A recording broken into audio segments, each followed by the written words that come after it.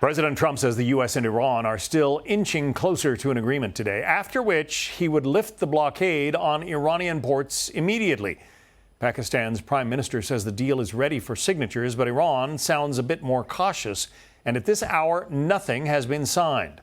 The president is also warning Israel and Iran not to blow it after new strikes put fresh pressure on the emerging ceasefire. Israel is continuing to hit Hezbollah targets in Lebanon. Chief foreign correspondent Trey Yingst is in Tel Aviv with the very latest. Trey. Yeah, John, good afternoon. Earlier, I spoke with President Trump, who indicated a deal with Iran could be just hours away. But we've got to be measured here. We've been at this moment before, only to have the Iranians step back from the negotiating table. And there's a big X factor at play.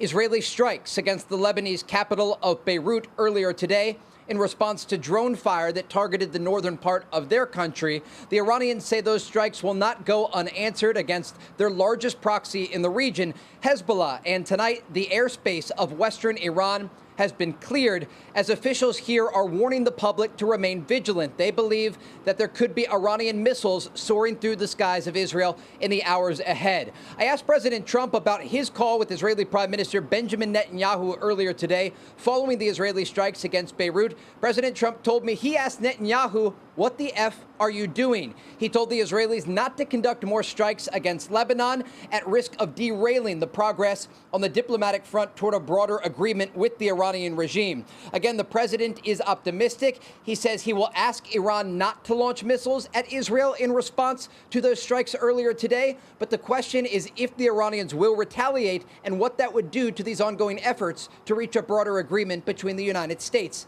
and Iran. John? So the president said he was not happy with the Israelis for those strikes. He said the attacks that caused Israel to retaliate were not that large, in his opinion. Any response yet from Benjamin Netanyahu or the Israeli government?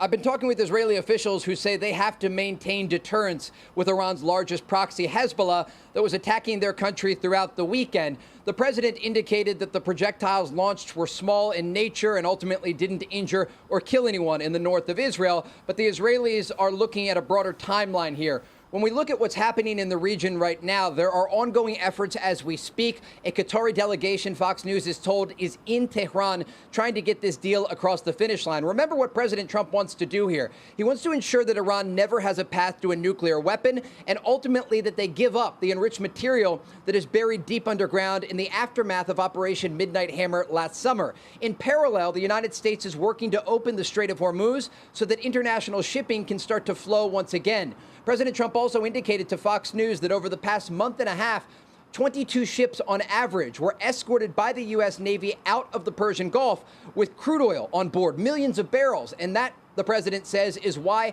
crude oil has been relatively stable despite the questions about whether or not conflict could resume with the Iranian regime.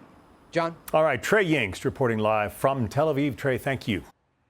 Be sure to like and subscribe for all the Fox News latest on YouTube and catch full shows streaming now on Fox One.